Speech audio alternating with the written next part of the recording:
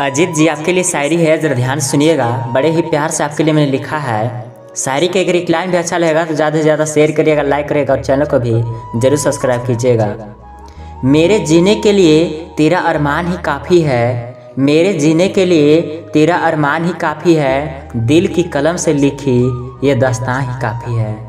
तीर तलवार की तुझे क्या ज़रूरत, तीर तलवार की तुझे क्या ज़रूरत, कत्ल करने के लिए तेरी मुस्कान ही काफ़ी है, कत्ल करने के लिए तेरी मुस्कान ही काफ़ी है।